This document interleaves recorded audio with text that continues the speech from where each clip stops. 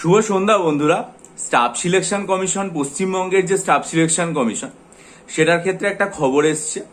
সেটা হচ্ছে যে স্টাফ সিলেকশন কমিশনের চেয়ারম্যান রাজ্য সরকার নিয়োগ করেছে। সাধারণত এতদিন দেখা যেত যে স্টাফ সিলেকশন কমিশন বা এই ধরনের যেসব পরীক্ষা নিয়ামক সংস্থাগুলো আছে, তাদের যে চেয়ারম্যান হন তারা অবসরপ্রাপ্ত আইএএস অফিসার হয়ে থাকেন।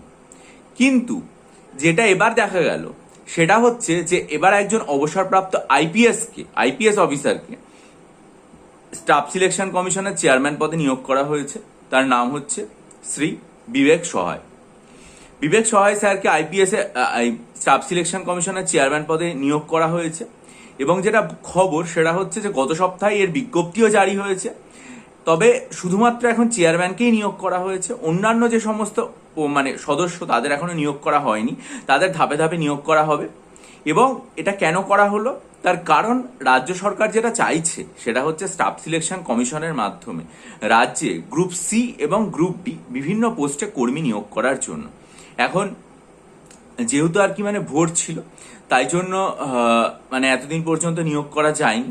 কিন্তু এখন ভোট মিটে গেছে, ফলে আর যে এমসিসি যেটা থাকে, মডেল কোড অফ কন্ডাক্ট, সেটা চালু নেই।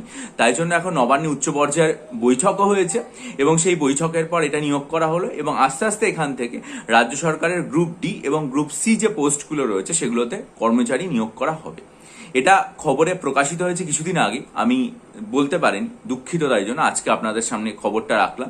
এবং যখন স্টাফ সিলেকশন কমিশনের মাধ্যমে নতুন কর্মচারী নিয়োগের বিজ্ঞপ্তি আসবে, সেই বিজ্ঞপ্তি নিশ্চয়ই আমি আমার চ্যানেলে জানিয়ে দেবো। আপনারা চ্যানেলটা সাবস্ক্রাইব করে নিন, বেল আইকন প্রেস করে দিন, ভিডিওটা লাইক করে বন্ধুদের মাঝে ছড়িয়ে দিন। আর মিসলেনিয়াস পরীক্ষার 12টা, এই 20টা এবং ক্লার্কশিপের 12টা মক টেস্ট যদি নিতে চান, তাহলে 26শে মার্চের ভিডিওতে আমি বিস্তারিত বলেছিলাম।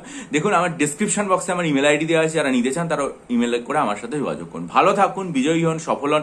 লাইক করে ভিডিওটা ছড়িয়ে দিন বন্ধুদের মাঝে। এবং অবশ্যই সমস্ত রকম নিউজ আপডেট পাওয়ার জন্য এবং সমস্ত পরীক্ষা বা চাকরির পরীক্ষা সংক্রান্ত সঠিক বিশ্লেষণের জন্য চ্যানেলটা সাবস্ক্রাইব করে বেল আইকন প্রেস করে দিন। আর এটা অবশ্যই একটা ভালো খবর যে স্টাফ সিলেকশন কমিশনের নতুন চেয়ারম্যান নিয়োগ হলো।